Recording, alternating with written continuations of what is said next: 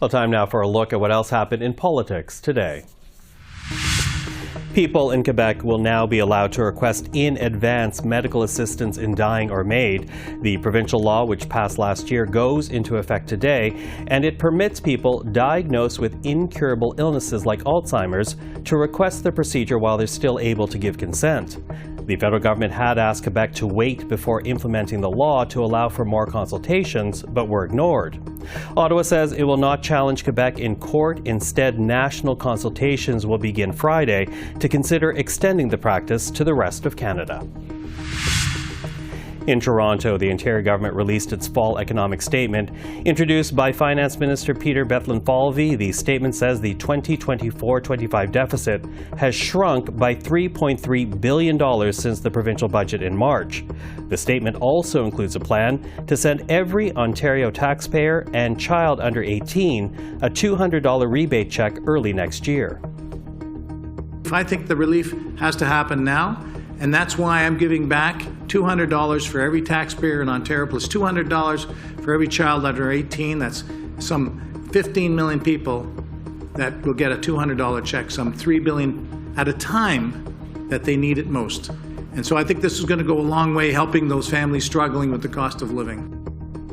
Premier Doug Ford defends spending the money, saying it will help offset the high cost of living and the carbon tax. All of this coming amid speculation the Premier may call an early provincial election. We're often asked what keeps us up at night. Well, pick the page.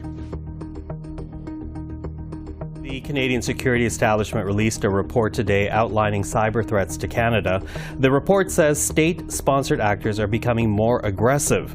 They're concerned that they are combining computer network attacks with online information campaigns meant to intimidate and share public opinion. The report also says Chinese state-sponsored hackers have stolen valuable government information and have compromised at least 20 networks associated with Ottawa.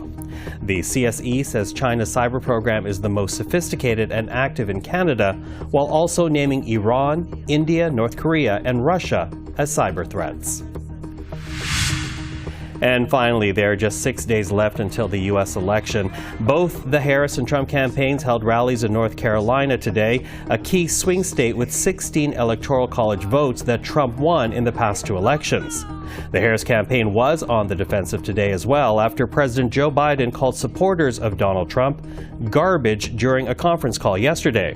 Biden tried to walk back the statement, saying garbage was a reference to controversial comments made at Trump's Sunday rally, not people. But Harris still had to answer questions about the issue. First of all, he clarified his comments, but let me be clear, I strongly disagree with any criticism of people based on who they vote for.